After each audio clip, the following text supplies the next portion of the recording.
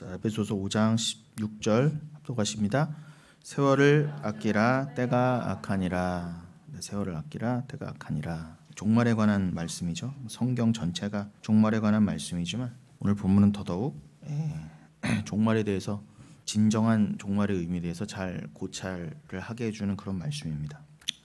우리가 지난주에 영의 직분, 그 영의 직분을 받은 자, 즉 새언약의 일꾼에 대해서 살펴봤습니다. 그래서 그 새언약의 일꾼, 그 디아코노모스는 결국 하나님의 비밀을 받은 계시를 넘겨줘야 되거든요. 그래서 하나님께 받은 그 계시, 사도행전 13장이 예를 들면은 사도 바울이 1차 전도여행 때 그 지금의 튀르키예 쪽, 터키 쪽에 비시디아주의 안디옥이라는 곳에 들어가서 그 회당에서 설교를 하잖아요. 그 회당장이 누구와 백성들에게 할 말이 없느냐 그랬더니 일어나서 쭉 하나님 그 아브라함 때부터의 얘기부터 해서 쭉 다윗을 거쳐서 결국 하나님께서 우리에게 주신 그 예수를 방론합니다. 그러면서 하는 말이 뭐냐면 하나님이 사울 왕을 패하시고 다윗을 주신 것은 다른 의미가 하나도 없다. 그것은 오직 예수 그리스도를 드러내려 하심이라. 다윗은 그 육신이 썩어 없어졌으나 그 진정한 다윗이 가리키는 바 그는 진정한 군주 메시아 왕을 가리키잖아요. 그가 다윗의 계열에서 오셨는데 그 모형이 되었던 혈통적 다윗은 썩어 없어졌으나 육신이 썩어 없어졌으나 그 다윗이 가리키고 있던 바 예수 그리스도. 여러분 로마서 10장 4절에 보면은 노모스 그 율법은 텔로스 그 예수를 그리스도를 텔로스 가리킨다 그래요. 그러니까 다윗도 구약의 사람이니까 더더욱 다윗은 어떤 구약과 율법을 상징하잖아요. 로마서 10장 4절 말씀에서 그 모든 구약과 율법이 오직 예수님 한 분만을 가리킨다라고 한 것처럼 여러분 다윗도 그렇게 예수를 가리키던 사람이었습니다. 다윗도 자기 이름이 없어요. 다윗은 그 인생이 스스로를 위한 인생이 아니었습니다. 여러분 다윗조차도 그 위대한 다윗조차도 자기를 위한 삶이 아니었다니까요. 그냥 예수를 위한 삶이었어요. 예수를 위해 살았어요. 그러면은 여러분은 오죽하겠습니까? 그 다윗도 가리켰던 바 예수가 구세주이니 그 증거가 뭐라고요? 다윗은 썩어 없어졌으나 예수는 부활하셨다 그래요. 예수는 부활을 위해서 죽으셔야만 했어요. 그래서 빌라도에게 뭐라고 그랬다고 그래요? 그 사도 바울의 비시디아 안디옥에서의 사도행전 13장에서의 설교를 들어보면은 나를 죽여달라 이렇게 됐어요. 예수가 빌라도에게 뭐라고 했다고요? 날 죽여달라. 여러분은 빌라도는 세상을 상징하잖아요. 여러분은 세상에 대해서 뭐라고 해야 된다고요? 갈라디아서에도 말씀하셨지만 나를 죽여달라 그래. 나를 십자가에 못 박아달라 해야 된단 말입니다. 여러분 그게 기도예요. 설교는 다른 거 없다니까요. 여러분을 세상에 대해서 죽여내는 게 설교여야만 해요. 여러분이 잘났다고 여러분을 축혀 세워주는 게 아니라. 여러분을 여기 왜 오셨어요? 죽으러 오셨어요. 십자가 앞에 오셨다면서요. 십자가에 죽으러 오셨단 말입니다. 여러분이 사라질수록 유익이에요. 왜요? 그래야 부활이거든요. 예수도 뭐라고요? 날 죽여달라 그랬어요. 빌라도에게. 도대체 예수 그리스도는 하나님이신데 어떻게 인간의 손을 빌려 죽는 그 죽음을 택하셨을까요? 본인이 택하신 거예요. 파라디놈이 자기를 넘겨주셨다 그래요. 세상에게. 야, 날 죽여라. 그렇게.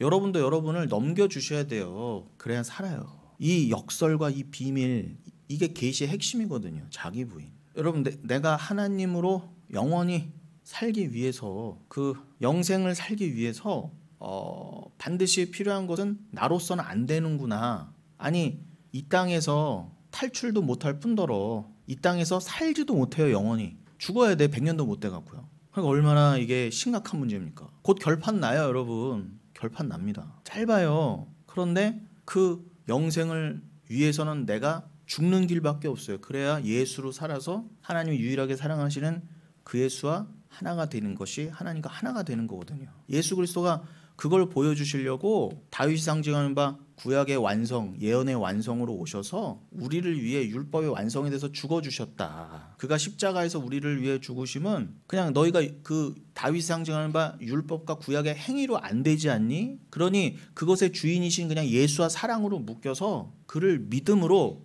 하나님 앞에 율법을 다 마치 이룬 자처럼 의롭게 서라. 그 일을 위해서 예수가 오셨다 그래. 그를 믿어라 그래요. 사도 바울은 그 얘기밖에 안 했어요. 그러니까 성경에도 그 설교만 있지 뭐 인간을 위한 설교, 세상 얘기 없어요. 없다 말입니다. 여러분을 위한 설교 없어요. 여러분의 죽고 부활, 여러분을 죽이는 말씀만 있다는 거예요. 반드시 기억하십시오. 근데 요거를 사도 바울도 계시로 받았어요. 그러니까 요거를 계시로 넘겨주는 자가 뭐라고요? 내가 받은 계시를 진리를 넘겨주는 자. 아까 우리가 성시로 읽은 고린도전서 13장에서는 뭐라고 했어요? 사랑하는 자는 뭘로 기뻐한다 그래요? 오직 진리로만 기뻐한다고 그러잖아요. 진리 안에서. 우리들의 기쁨의 이유와 목적과 원인은 뭐예요? 그 진리밖에 없어요. 진리는 예수 그리스도라면서요. 제가 지금도 여러분에 넘겨드리고 있는 그 진리로만 여러분은 기뻐하셔야 돼요. 그러니 여러분, 내가 세상에서 죽어나가니 슬픔이지만 그러나 그 내가 죽어나가서 슬픔만큼 기쁨이라는 거예요. 그 기쁨은 하나님만 주실 수 있는 거예요. 그 기쁨을 얻으라고 여러분을 세상에서 죽여가시는 거예요. 그걸 잊지 마세요. 그 자리에서 벗어나는 자, 그걸 저주라 그래요.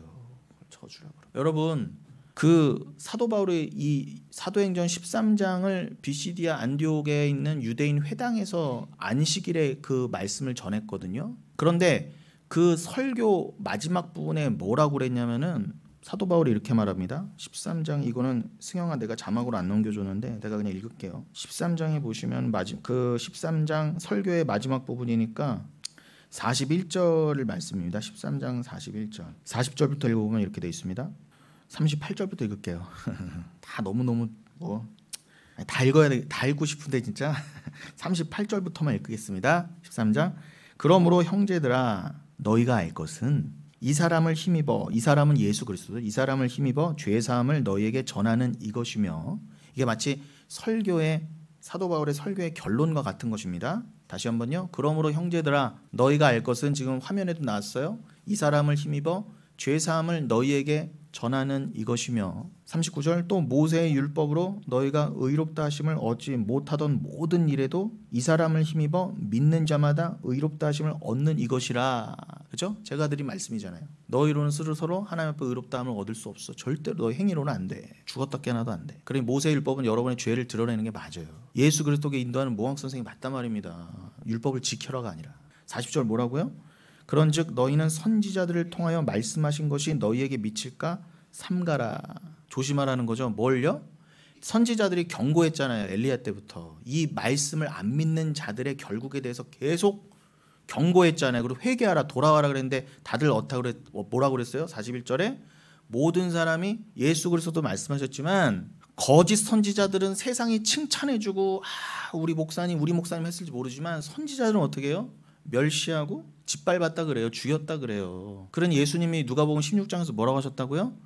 세상에 칭찬을 얻으려고 하지 말아라. 너희 조상들이 거짓 선지자들에게 똑같이 했다 그러잖아요. 그러니까 여러분, 세상에 칭찬받아 먹으면 안 됩니다. 여러분 그냥 하나만 기억하세요. 세상에 칭찬받는 목사는 목사가 아니에요. 목사는 여러분 세상에 칭찬과 존경받으려고 하는 거 아닙니다. 욕먹으려고 하는 거예요. 욕먹으려고. 보라, 그러니 멸시당하는 게 맞아요. 야, 오직 은혜? 아니 어떻게 예수만 믿으라고 그래요. 어떻게 예수 믿는 믿음으로 구원을 얻고 천국을 간다고 그래. 말도 안 되는 소리 하고 있어.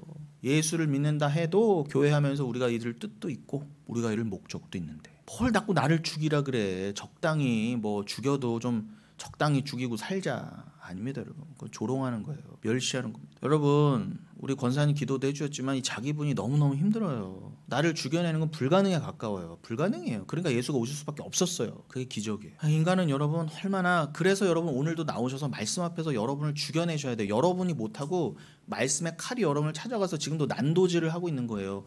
포떠질 각오하세요. 여기 와서 어줍지 않은 위로 받을 생각하지 마십시오. 제가요 엊그제 지난주에 그 서울팀 양육이 있는데 거기 갔다가 우연히 들었어요.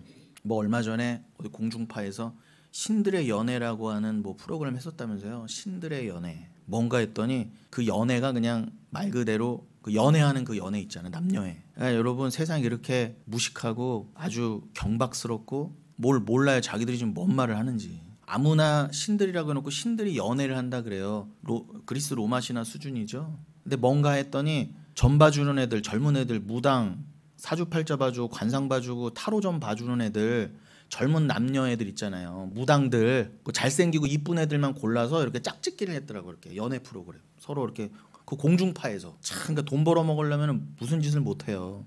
근데 제가 각설하고 무슨 말을 하고 싶냐면은 걔네들이 다 사주팔자 관상을 기본적으로 보는 애들 아닙니까? 동양 철학을 하고 그러면은 대강 이렇게 자기의 사주팔자 말 그대로 자기의 태어난 생시 원리를 딱 대면은 상대방하고 궁합이 맞나 안 맞나가 대강 나와요. 운명 비슷하게요. 그런데 관상으로 보면은 궁합으로 보면은 쟤랑 돼야 되는 게 맞아. 그런데 내 주관에는 쟤가 더 이쁘고 좋아. 그러니까 어떻게 해요? 갈등이 되는 거야. 여러분 무당조차도 그 신을 받아서 이렇게 해 이렇게 해야 복받아 하는 자들도 자기의 판단 앞에서 갈등하는 거예요. 그럼 결국 자기가 좋아하는 애랑 화살을 날려요. 신의 뜻 따위는 상관이 없어. 여러분 그런 세태예요. 걔네도 나름 도 닦고요. 걔네도 나름 뭐 좀 뭐 영적이라고 하는 애들이에요. 그런데 그런 사람들도 뭐라고요? 결국 자기 주관, 내가 원하는 것, 내가 하고 싶은 것 앞엔 다 무너지더라는 거예요. 여러분 우리는 굉장히 연약합니다. 여러분을 의지하지 마세요. 여러분을 믿지 마세요. 여러분의 판단, 생각, 감정 그거 믿지 마세요. 여러분 근데 인간이요. 인간의 생각, 감정, 판단, 느낌, 오감 빼면 인간은 시체잖아요. 그냥 살덩어리잖아요. 근데 여러분의 본질에 갈 수 있는 생각, 느낌, 감정 이런 게 절대적이지 않다니까요. 늘 수시로 바뀌고 늘 실패할 수밖에 없는 늘 한계적인 거예요. 여러분은 뭘 모른다니까? 감정과 느낌과 지식을 아무리 쌓아도 그런데 뭘 의지해요? 의지하긴. 그거 아무리 오감과 감정을 가지고 느낌을 가지고 살아봐야 어떻게 해요? 하나님 앞에는 죄인으로 드러날 뿐이에요. 그러니 그 얘기를 딱 들으면서 참 인간은 연약하다. 자기 부인이 웬 말이에요. 그냥 내 뜻대로 살아야 돼요. 그래야 편한 거야. 뭐 하나님의 뜻이 있다 하더라도 내 주장을 하고 싶은 거예요. 그러고 나서는 막 실컷 하나님을 또 오해하고 억울해하고 하나님 나한테 왜 이러세요? 원망하고 그게 인간이라는 것입니다.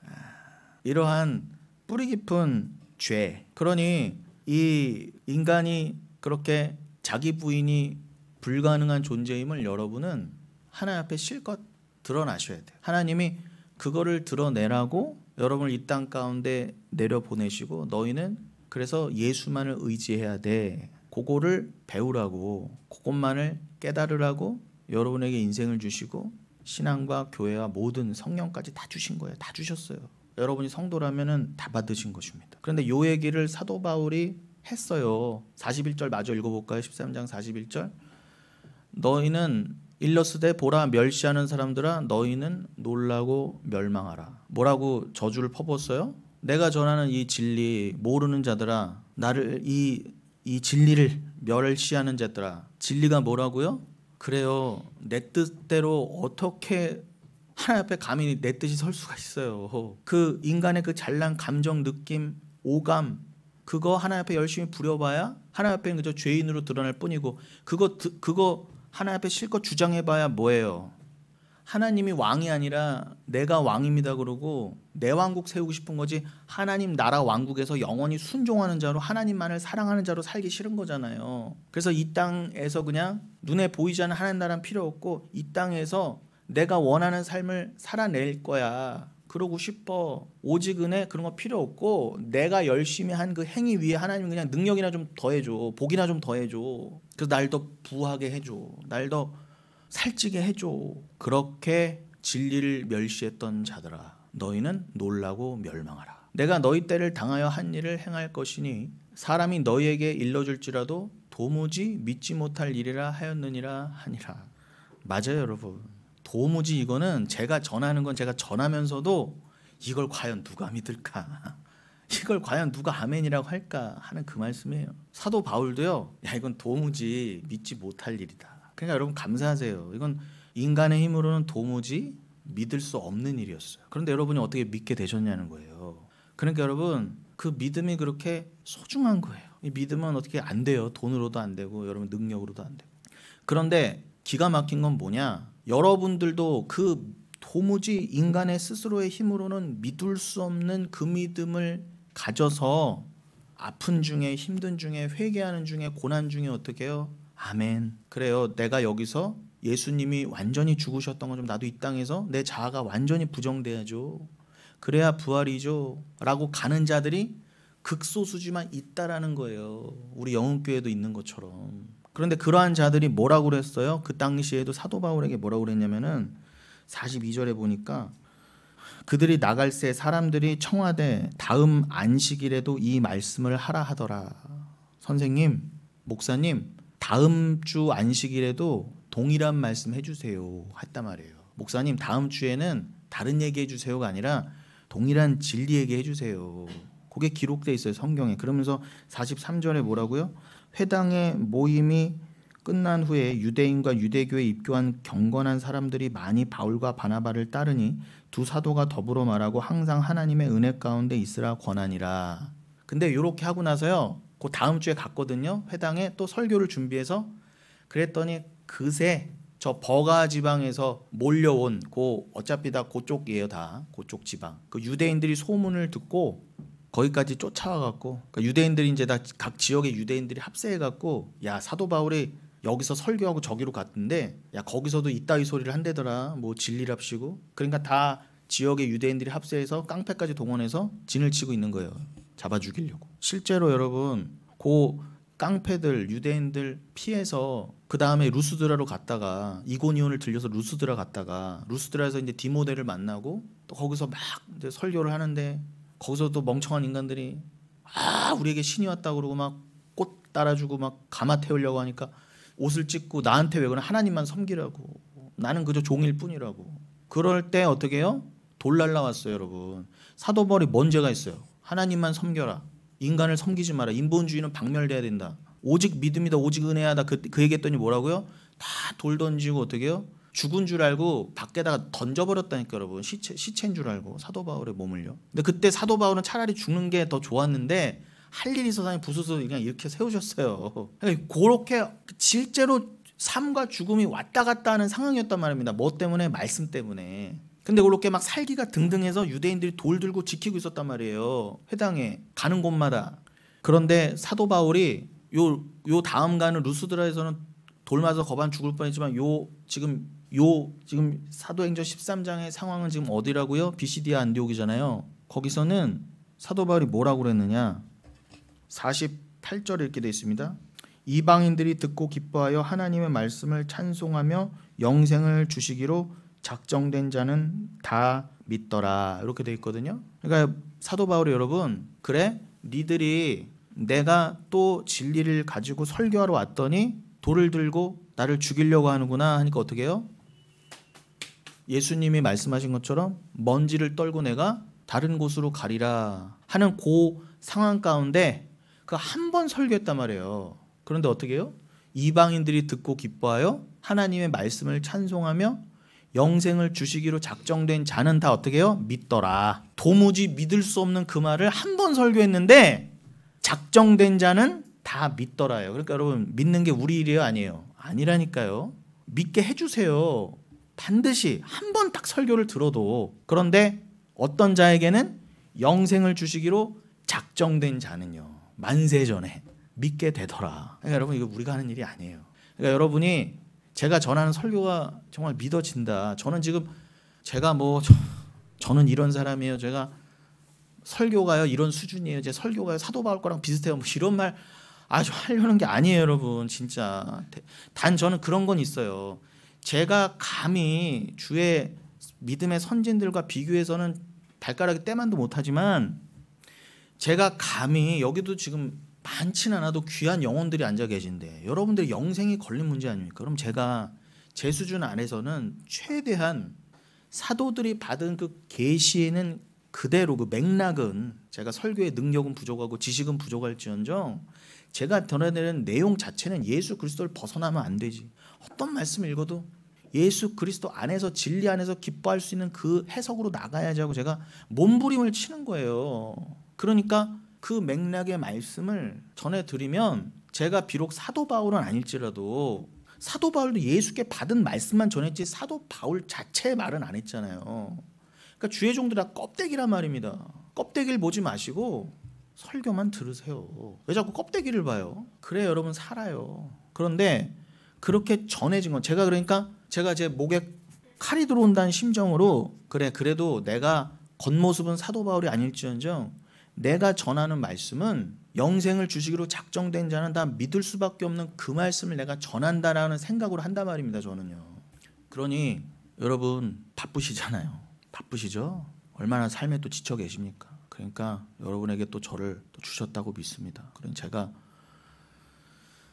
더 고민할게요. 그러니 제가 전하는 말씀이 성경의 그 믿음의 맥락, 선지인들의 그 맥락으로 전한다. 근데 여러분들도 깨어 계셔야 제가 실수하지 않는지 어떤지를 아시죠. 근데 또 여러분이 다 한 영을 성령을 받았기 때문에 제가 예수 그리스도를 전하면 여러분들은 도무지 인간의 힘으로는 믿을 수 없었던, 여러분의 옛사람은 도무지 믿을 수 없었던, 여러분의 생각과 감정과 판단으로는 도무지 판단할 수 없었던 그 세상 신을 받았다고 하는 무당들도 자기 뜻을 못 죽여내는데 여러분들은 어떻게? 이미 죽여낸 자로서 오늘 하루하루 죽어가고 있는 자로 하나님 앞에 서기를 원하시냐 말이에요.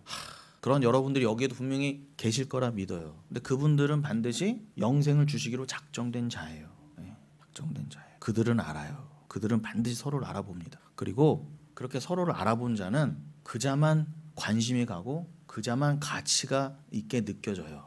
네, 그건 뭐 인지상정입니다.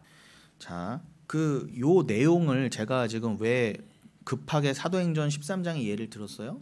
이거를 주의 종들이 계속 전했던 그 내용이에요. 동일하게. 그러니까 요거를 전하는 자가 새 언약의 일꾼이야 라고 이 설교를 했던 사도 바울이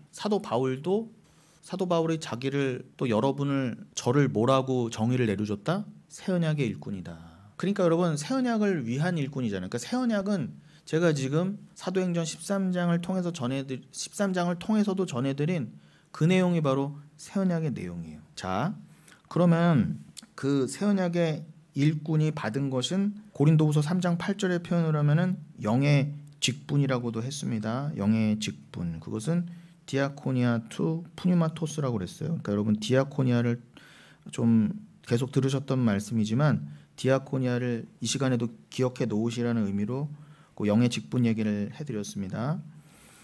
여러분은 그 직분, 그러니까 직분은 다른 의미가 아니고 뭐예요? 성경에서 말하는 직분은 디아코니아인데 그럼 그 디아코니아는 뭐에 관계되어 있다? 디아코니아의 내용을 알려드리려고 제가 오늘은 서두에는 이 사도행전 13장의 예를 전해드린 거예요. 사도 바울의 설교를. 자, 그러한 맥락 가운데에 그럼 이 디아코니아 직분이라던가 또 이 디아코니아를 맡은 일꾼 그 디아코노모스 이런 것들을 잘 이해하기 위해서 우리가 디모데후서 4장 5절을 한번 또 열어보겠습니다. 디모데후서 4장 5절. 그러나 너는 모든 일에 신중하여 고난을 받으며 전도자의 일을 하며 내 직무를 다하라. 여러분 이것도 뭐 몇 번 읽었죠? 모르시면 안 돼요 이제. 거기 전도자, 지금 사도 바울과 바나바의 예로도 설명드린 그 전도자, 그 유앙겔리스테스, 그들의 일, 이것은 여러분 그 2절에 보시면은 디모데후서 4장 2절에 보시면은 그것을 전도자가 캐리소 선포한다고 그래요. 예, 선포한다. 그런데 그렇게 전도자가 된 자들을 또 뭐라고도 표현을 해요? 그 전도자들을 그 직무를 다하는 마치 군인으로도 사도 바울은 또 묘사를 하기도 했죠. 그러니까 군인은 여러분 잘 우리가 흔히 보는 군인을 보면서도 이해하시는 것처럼 그들은 자신의 의지와는 상관없이 명령에 절대 순종하는 자들입니다. 그게 원래 군인이잖아요. 근데 오늘날 뭐 그렇게 명령에 정말 목숨처럼 지키는 군인이 얼마나 있을까마는, 그러니까 그러한 자를 진정한 군인이라고 하겠죠.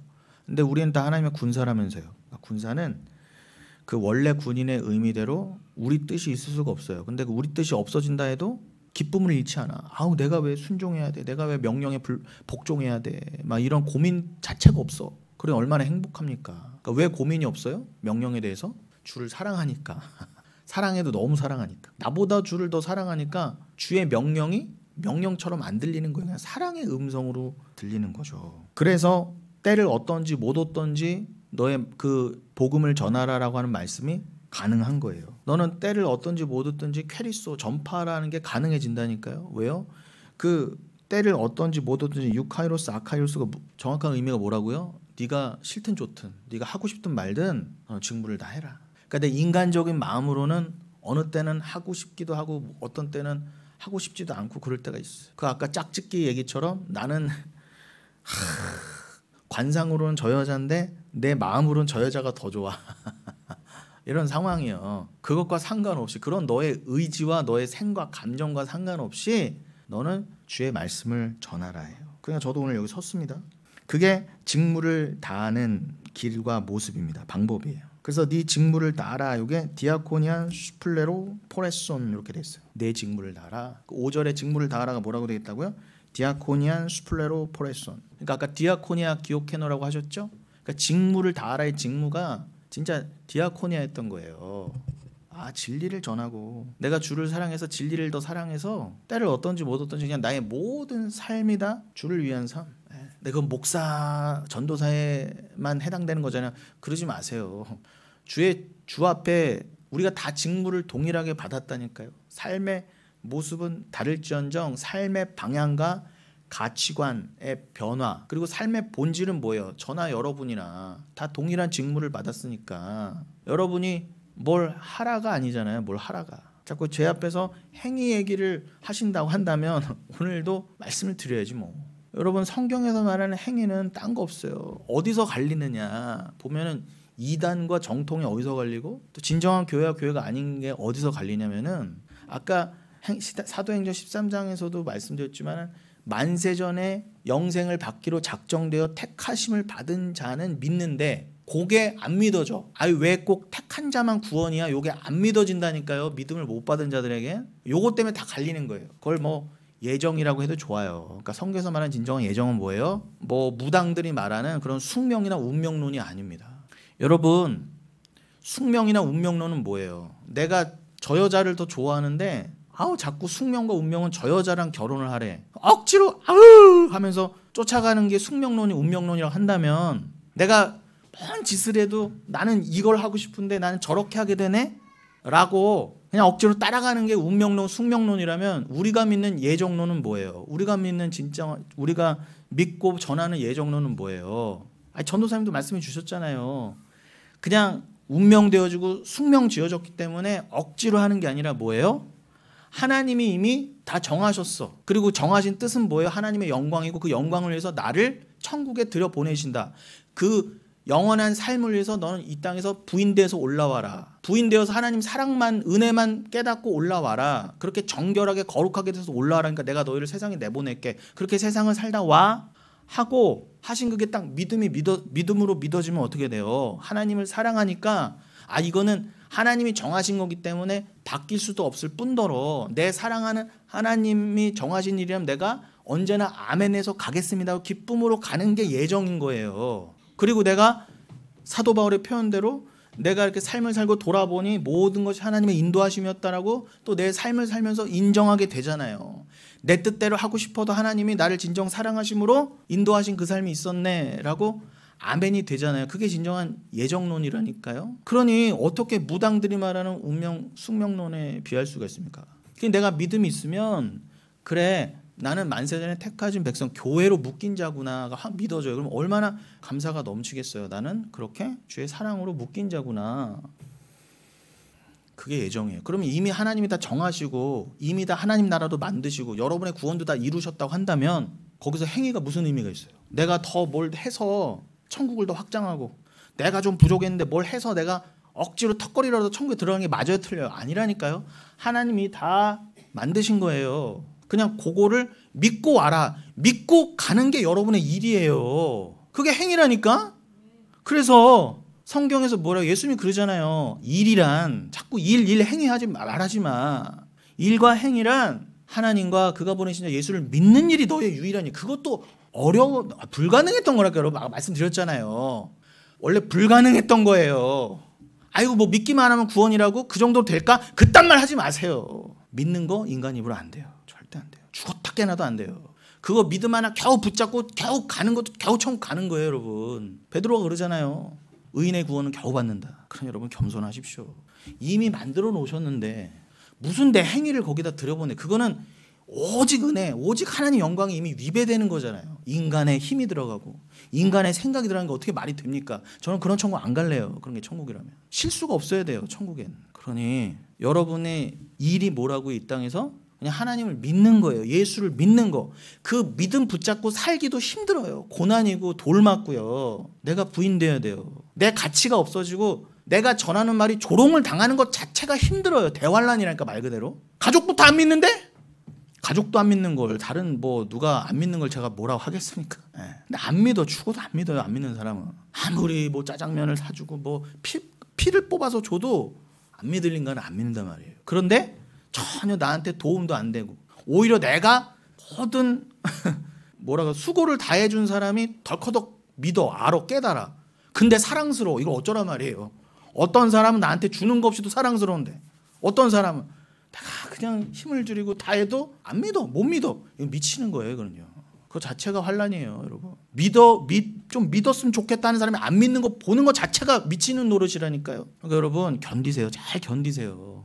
정신병 걸릴 수준이에요, 여러분. 잘 견디십시오. 믿음 가지면요 절대 쉽지 않아요, 이 세상. 누가 그래요? 감히 신앙생활이 쉽다고요. 그래서 우리 모이는 거예요. 잘 우리 지키자고, 견디자고. 그러니 여러분, 요게 우리가 믿는 예정이에요.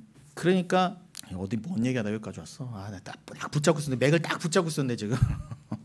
그렇죠. 요 예정을 전하는 자, 요게 그죠? 직무를 다하는 거예요. 전도자의 일, 직무를 다하라. 딱 맥이 있었는데 붙잡고 있었던.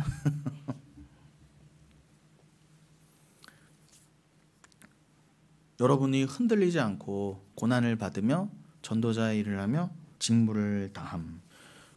제가 그 디아코니아를 제가 기록해내려고 할 때 그 직무를 다할 그 직무, 그죠? 근데 그거를 다하라고 그랬어요. 다하라. 근데 그게 거기서 플레로포레손 이렇게 돼 있다고 그랬죠. 디아코니안 수플레로포레손. 근데 이게 플레로포레손이요, 여러분. 플레로포레오에서 왔거든요. 플레로포레오. 다하라. 여기 다하라의 원형이 플레로폴레오예요. 요거는 플레로에서 왔어요. 플레로어가 뭐냐? 에베소서 5장 18절에 너가 성령으로 충만하라. 성령으로 충만하라 할 때에 그 플레로가 같은 거예요. 그러니까 네 직무를 다하라는 건 뭐예요? 네 직무를 충만케 하라는 거예요. 적당히 하라가 아니라 충만케 하라고. 충만케 하라고. 누구한테만요? 목사만, 전도사만 그러는 게 아니라 여러분들이요. 여러분들도 어떤 직무를 충만하게 다하라고요?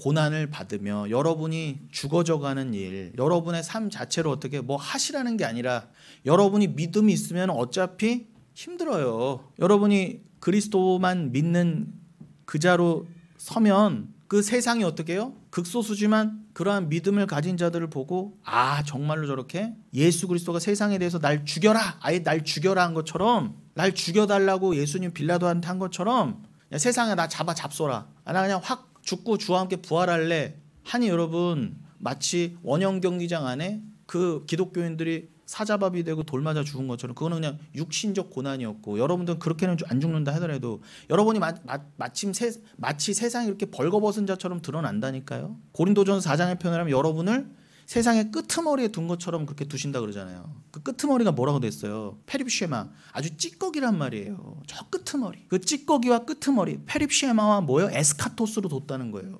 사도 바울이 전도를 할 때 늘 그 마음이었다는 거예요. 내가 세상에 찌꺼기가 된 것 같고 세상에 끄트머리에 선 것 같구나. 여러분도 그렇게 드러나실 거란 말이에요. 정도의 차이는 있더라도 본질적으로. 여러분 그거를 서로에게 권해줄 수 있어요? 그래야 교회예요. 그래 우리 그렇게 살자. 그렇게 드러나자. 그러니 이게 얼마나 서로에게 이게 뭐 야 너 무조건 잘 되라. 당신은 하는 게 차라리 쉽고 서로 웃으면서 할 수 있는 말이지.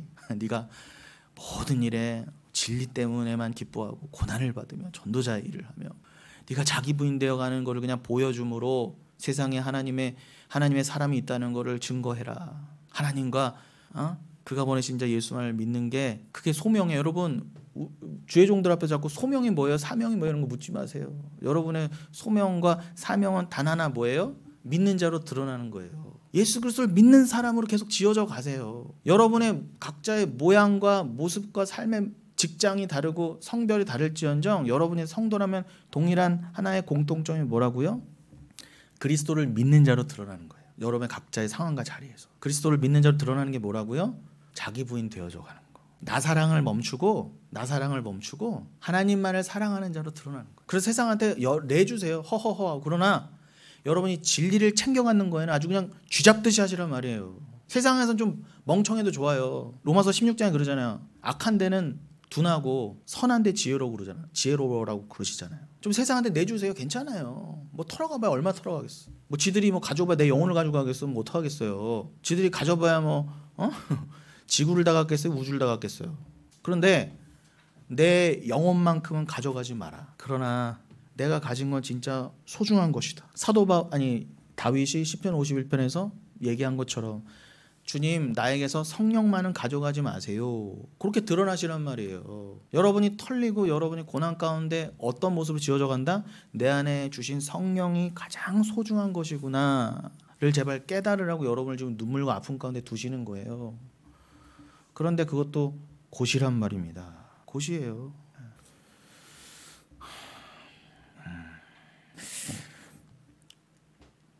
그 직무를 다하라가 가득하라는 거였죠. 그러니까 여러분 적당한 거 없어요. 여러분이나 저나 여러분에게 맡겨진 직무는 어떻게 해요? 플레로 가득 차게 하셔야 돼요. 적당한 거 없어요. 근데 내가 적당히 하고 싶어도 어떻게 해요? 하나님이 적당하게 안 시키세요. 아주 정하신 자는 그 일을 끝까지 잘 감당할 수 있도록 여러분을 묶어서 데려가실 거예요. 때로는 힘 주시고 때로는 위로 주시면서 어떻게든 직무를 다하게 하실 것입니다. 그런데 제가 왜 이거를 강조하냐면은 오늘 우리가 본문이 어디였죠? 에베소서 5장이었잖아요. 그 5장 16절 다시 한번 열어봐 주시겠습니까? 에베소서 5장 16절. 거기 보시면 때가 세월을 아끼라 때가 악하니라. 그러면서 17절 18절도 한번 열어봐 주겠습니까? 그러므로 어리석은 자가 되지 말고 오직 주의 뜻이 무엇인가 분별하라. 뜻이 무엇인가 이해하라. 그러면서 술 취하지 말라. 이는 방탕한 것이니 오직 성령으로 충만함을 받으라. 이렇게 돼 있습니다. 여기서 여러분 세월을 아끼라 때가 악하니라 이걸 어떻게 읽으십니까? 단순히 지금 이 바쁜 시대에 1분 1초라도 아껴서 자기 개발하고 돈을 벌고 하나님 앞에 그렇게 잘난 자로 서서 돈도 많이 벌어서 하는 게 헌금도 많이 하고 하루에 3시간밖에 못 자도 새벽 예배 꼭 드리고 이런 얘기가 아니에요. 제발 자유하십시오. 그건 율법주의라고 하는 것입니다. 율법의 행위. 그런 데서 자유함을 얻게 하시려고. 그거 다 왜 그렇게 한다고요? 하나님 앞에 내가 잘났어요. 내가 그 잘남으로 하나님 앞에도 이렇게 의로운 자로 잘난 자로 서고 싶어요라고 하는 그 인간 안에 본연의 그 깊은 죄성에서 기인하는 거예요. 그러니까 잘못된 교회들은 그걸 자꾸 이렇게 건드려 준다니까 여러분. 그러면은 욕하면서도 특세 나와요. 피곤해 죽겠어 하면서 2시간 자고 나온다니까. 왜요? 기도 받고 기도하고 복 받아야 되니까. 도대체 그 복이 뭘까요? 그 복이 제가 말한 자기 부인이라고 한 복이면 제가 말을 안 해요. 다 뭐예요? 기도 제목 다 써놓고 그거 하나씩 체크하면서 내가 이루었나 안 이루었나, 내가 얼마나 잘난 자인가, 그거 경쟁하는 거잖아요. 그러니까 교회가 다 틀렸다는 거예요. 서로 정죄가 난무하죠. 그 경건을 기도하고 그런 걸 자기 이익의 방도로만 생각해. 난 이렇게 잘난 자야. 난 이렇게 많이 기도해서 얻어냈어. 넌 이게 뭐야? 넌 왜 아직도 이렇게 살아?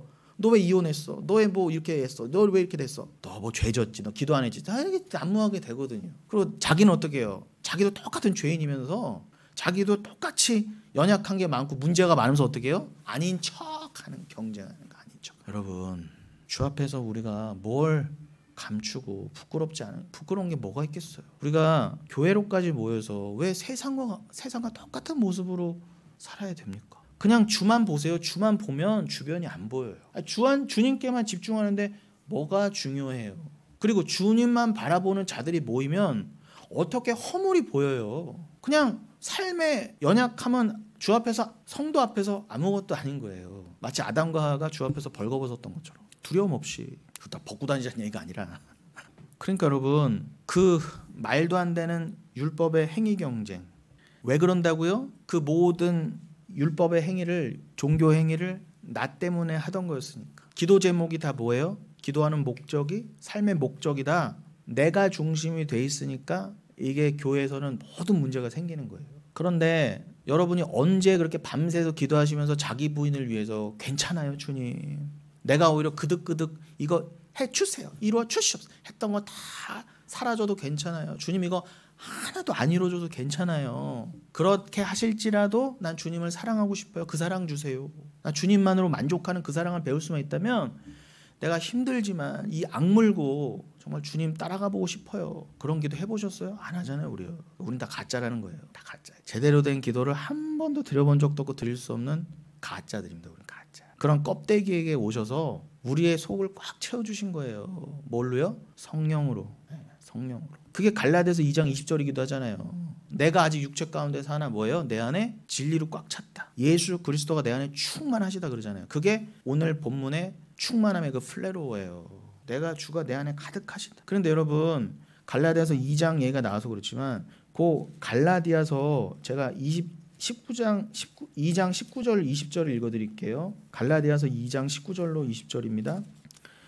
내가 율법으로 말미암아 율법에 대하여 죽었나니 이는 하나님에 대하여 살려 함이라. 내가 그리스도와 함께 십자가에 못 박혔나니 그런즉 이제는 내가 사는 것이 아니요 오직 내 안에 그리스도께서 사시는 것이라.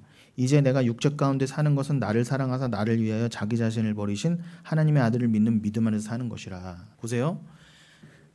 그 자기 부인, 이제는 내가 사는 것이 아니요 나는 껍데기였는데 가짜였는데 내 안에 예수로 가득 차게 됐다. 내 안에 성령이 계시다. 이제는 그래서 내가 사는 게 아니에요. 나는 껍데기가 아직 있지만 이제는 내가 주체가 돼서 내가 원하는 삶을 사는 게 아니라 성령과 주님이 원하시는 삶, 자기 부인의 삶, 주님만 드러내는 삶을 살아가게 된다는 거예요. 근데 그거를 기쁨으로 여기게 해주신다는 거예요. 그런데 그 말씀 직전에 뭐라고 돼 있다고요?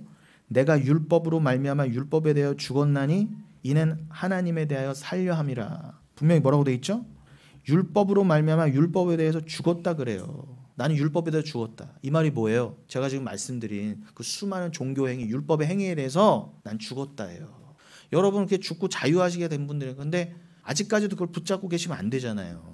그는 성령이 없다는 뜻이에요. 그걸 왜 붙잡고 있어요? 그게 너무 가치 있어 보이거든요. 이 율법의 행위들. 내가 주님 앞에 이걸 해서 내가 부끄럽지 않은 자로 내가 스스로 설레 하는 그 모습이 주님 앞에서는 가장 악한 모습이라니까 여러분. 그게 탕자의 형의 모습이잖아요. 그러나 주님은 뭘 원하세요? 탕자의 모습으로. 우리는 어차피 다 탕자니까 잘난 척하지 말고 그렇게 해야 하나님 앞에 산다는 거예요. 사도 바울이 그러잖아요. 그 율법의 천재도 뭐라고 그래요? 율법을 행위로 다 지켜본 자도 뭐라고 그래요? 딴 사람도 아니고 사도 바울이 야 율법에 대하여 내가 그리스도와 함께 못 박혔다 그래요. 내가 왜 죽어야만 한다? 하나님 앞에 살려고. 그러니 여러분 이 말씀이 그럼 아까 사도행전 13장에 사도 바울이 비시디아 안디옥에서 한 설교랑 똑같잖아요. 형제들아 유대인들아 니들이 율법으로 의롭게 서는 게 아닌 거잖니? 그 말씀과 맥이 똑같잖아요.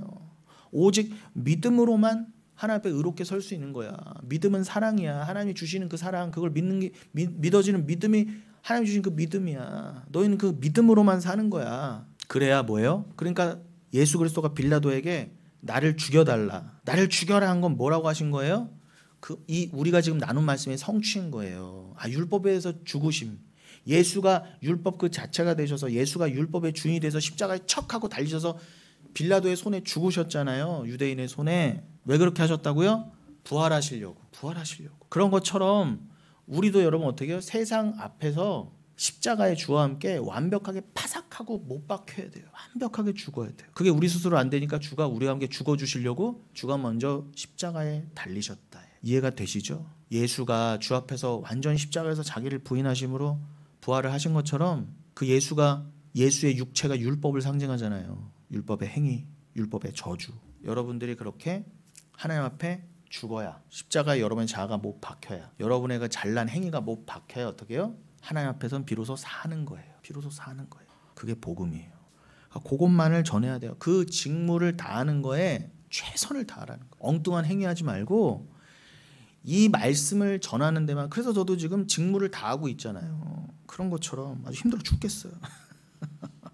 그런데 여기서 자 여러분 다 거의 끝났어요. 왜 이렇게 힘들어하셔 오늘 다.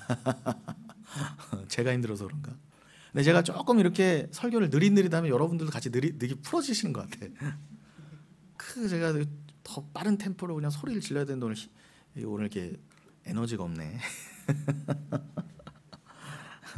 5장 16절. 이거 눈도 안 보여가지고 죽겠네 아주. 5장 16절. 뭐가 돼 있어요? 읽었잖아요. 세월을 아끼라 때가 악하니라. 여기서 여러분 이거를 그냥 그러니까 막 읽으시면 안 된다는 거예요. 그래, 내가 그냥 오늘도 시간을 아껴서 열심히 뭘 해. 그렇게 읽으시면 큰일 나요. 근데 어떻게 오늘날 교회가 다 그렇게 가르치잖아요. 야, 성경 이렇게 돼 있잖아. 지켜라 이렇게 되는 거예요. 우리 못 지킨다니까요. 그렇게 읽더라도 못 지켜요 우리는요. 여러분이 아껴봐야 얼마나 아끼세요 세월을. 여러분이 얼마나 뭐 이렇게 아끼셔갖고 주께 뭘 드리고 뭐 이렇게 주는 게 헌신합니까? 어차피 안 돼요. 여러분 제가 전해드리는 진리를 들으시고 자유하시라는 거 제발. 여기서 세월은 카이로스라고 돼 있어요. 그냥 일반적인 세월이 아니라니까. 뭐 2024년 23년 이런 세월이 아니라 내가 올해 몇 살이다 그런 세월을 말하는 게 아니라 이거는 묵시의 때를 말해요. 묵시를 말해요. 카이로스. 뭐 하나님의 시간이라고도 좋고. 쉽게 말하면 뭐예요? 천국을 그냥 생각하시면 돼요. 예수 그리스도. 그가 다스리는 나라의 그 세월이에요. 카이로스. 그거를 아끼라고? 아끼라고 엑사고라조로 돼 있어요. 엑사고라조. 여러분 이 엑사고라조는요. 그 원래 뜻이 도로 사다라는 의미가 있어요. 값주고 도로 사다. 그러니까 속량의 의미가 있다는 것입니다. 그러니까 예수가 자신의 피로 우리를 속량하다. 그런 의미와 맥이 다 있어요. 그런 것처럼 살 수만 있다면 다시 사라는 거예요. 엑사고라조.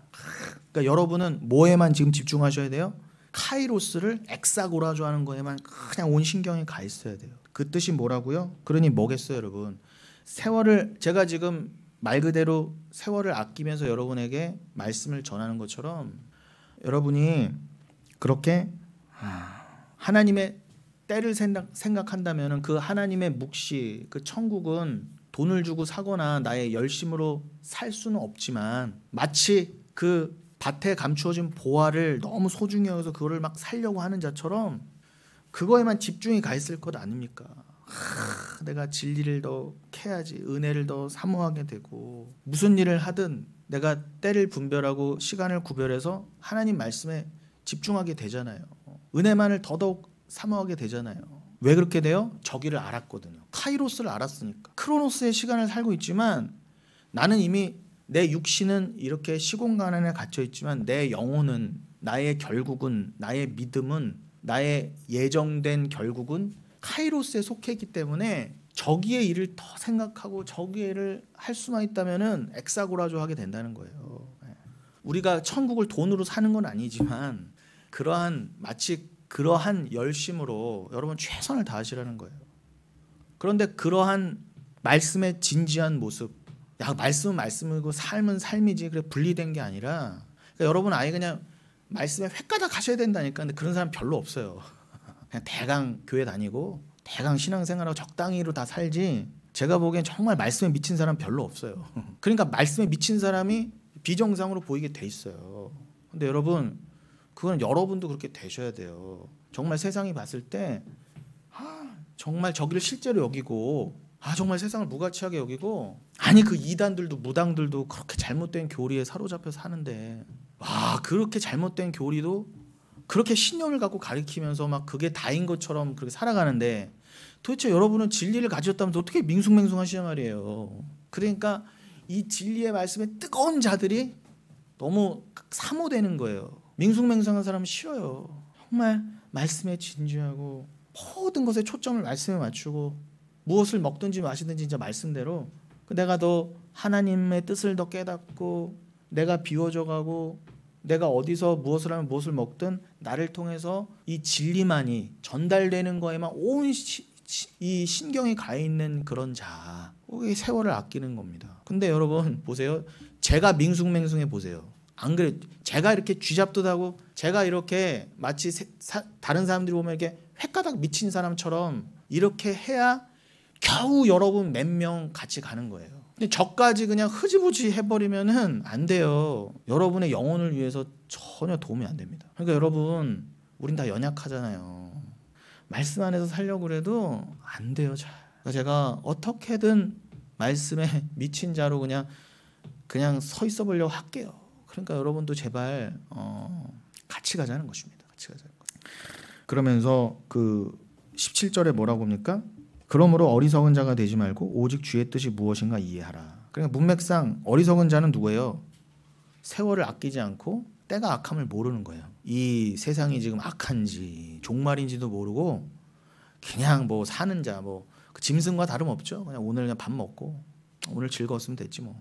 오늘 뭐 내가 뭐 행복했으면 됐지 뭐. 내가 뭐 소원을 좀 이뤘으면 됐지 뭐. 이렇게 사는 게 가장 어리석고 악한 자예요. 세상 착해 보이는 사람도 그가 주님 입장에서는 가장 악한 자예요. 그렇게 살지 마. 이 세상을 위해 살지 마. 어리석은 자가 되지 말아라. 세월을 아껴라. 주의 뜻이 무엇인가 늘 분별하고 이해하려고 하고, 제발 옆에 있는 성도들, 목사, 전도사를 괴롭혀가면서 말씀을 공부해라.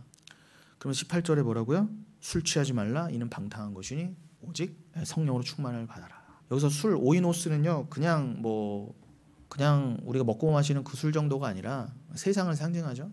그러니까 방탕한 게요, 여러분. 자, 술 마시면 여러분 막 말도 헛나오고 인사불성이 되고 인격이 무너지고 이성이 사라지는 것처럼, 여러분 세상이란 술에 취하면은 성령이 충만했는데 세상으로 충만하면 어떻게 해요? 그럼 말 그대로 방탕한 거예요. 그게 주님 앞에 그게 진짜 방탕한 거예요. 세상으로 충만한 게, 그게 하나님 입장에서 보면 뭐예요? 이게 술 취해갖고 이러고 다니는 거랑 똑같은 거예요. 말씀이 없고 성령이 없고 그냥 세상으로 가득 차 있어. 나나 막 내 욕심, 그죠? 막 그게 주 앞에서 방탕한 거예요. 뭐 좀 술 마약 좀 안 하고 뭐 술 담배 좀 안 하는 게 방탕하지 않은 게 아니라, 진짜 방탕한 건 뭐라고요?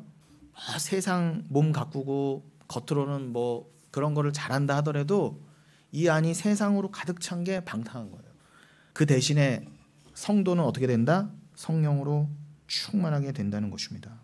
성령으로 충만하라라고 돼 있지만 이것은 충만함을 받으라, 충만함을 받으라예요. 충만함을 받으라. 그러니까 여러분, 충만함은 플레로는 우리 뜻으로 되는 게 아니라 주께 받는 거예요. 그 누구한테만 주신다? 아까 사도행전 13장의 표현을 하면은 영생을 받기로 작정된 자에게만 주시는 게 성령이에요. 근데 그 성령이 뭔지도 모르고 그거 받지도 않는데 어떻게 해요? 롤롤롤롤롤 해놓고 나 성령 받았대. 그게 썩어 빠질 기독교라는 것입니다. 여러분, 말씀을 마치겠습니다. 은희야, 아까 내가 뭘 자꾸 빼먹었어. 내가 아까 뭘 하다가 중간에 뭘 하나 놓쳤거든. 그게 계속 생각나고 내가 지금 설교가 안 되네. 큰일 났네 아주. 제가 성격이 이래요. 이렇게 아주. 여러분,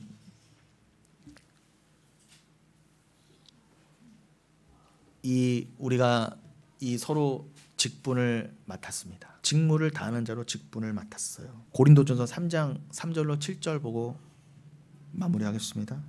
승영아, 고린도전서 3장 3절로 7절 읽겠습니다. 너희는 아직도 육체에 속한 자로다. 너희 가운데 시기와 분쟁이 있으니 어찌 육신에 속하여 사람을 따라 행함이 아니리요. 어떤 이는 말하되 나는 바울에게라 하고 다른 이는 나는 아볼로에게라 하니 너희가 육의 사람이 아니리요. 그런즉 아볼로는 무엇이며 바울은 무엇이냐? 그들은 주께서 각각 주신 대로 너희로 하여금 믿게 한 사역자들이니라. 나는 심었고 아볼로는 물을 주었으되 오직 하나님께서 자라나게 하셨나니, 그런즉 심는 이나 물 주는 이는 아무것도 아니로되 오직 자라게 하시는 이는 하나님 뿐이니라. 아멘. 그렇죠? 이게 오늘 설교 처음부터 했던 말씀이 다 들어가 있잖아요. 지금 고린도 교회 사람들이 서로 파가 갈려서 나는 바울파다, 나는 게바파다, 나는 아볼로파다 막 이러고 앉아있는 거예요. 아니, 주 안에서 무슨 파가 어디 있어요 도대체. 말씀을 다 함께 받은 자들끼리. 그러니까 뭐예요? 파를 나눈다는 거는 결국 뭐예요? 육신에 속해 있다는 거예요. 그런 성령의 사람이 아니라는 것입니다. 분쟁이 있어요. 제가 말한 건 여러분, 진정한 진리를 가진 사람들끼리 말이에요. 엉뚱한 교회, 엉뚱한 목사들 얘기하는 게 아니라, 오해하지 마시기 바랍니다. 뭐 누구는 맞고 누구는 틀리잖아요. 그 얘기 지금 단순히 하는 얘기가 아니라, 진리를 가진 측에서 보면은 진리가 아닌 자들 있잖아요. 그런 자들은 지금 빼놓고 얘기하는 거예요. 그건 말도 안 되는 얘기고, 교회 안에서 진리를 가진 자들끼리는 절대 파가 갈려질 수 없다는 거예요. 나눠질 수 없어요. 근데 고린도 교회 인간들이 성령도 안 받은 주제에 파만 나눠갖고 막 그러니까 사도 바울이 지금 기가 막혀갖고, 니들이 지금 사람을 따르는 거 아니니? 바울이 뭐고 아볼로가 뭐야 도대체 하나님 앞에서. 그들은 그저 뭐라고 그래요? 사역자들이니라 그러잖아요. 여기서 사역자가 디아코노스로 돼 있어요. 디아코노스. 이게 바로 아까 말씀드린 디아코니아를 서로 나눠받는 디아코노스, 일꾼을 말하는 거예요. 직분자, 직무를 다하는 자. 그 표현을 고린도전 3장에서 뭐라고 그랬다? 사역자들이라고 한 거예요. 그러니까 여러분, 사역자는 뭐라고요? 다른 거 아니에요. 디아코니아를 나눈 자, 진리를 나누는 자. 제가 오늘 설교 때 설명드린 그 일을 행하는 자, 어디에 가서든 사도 바울처럼 딴 얘기 안 하고 진리만을 전하며 진리만을 위해 사는 자, 그냥 말씀에 미친 자, 천국만을 바라보는 자, 그가 사역자예요. 목사, 전도사, 신학한 사람이 사역자가 아니라 여러분이 성령 받은 여러분이 성도라면 여러분이 다 함께 사역자예요. 다 함께 사역자. 그러면서 뭐라고요? 바울은 심었고 아볼로는 물을 주었으나 각자의 역할은 다를지언정 자라나게 하시는 이는 원주인은 누구시다? 하나님뿐이시라. 하나님뿐이시라.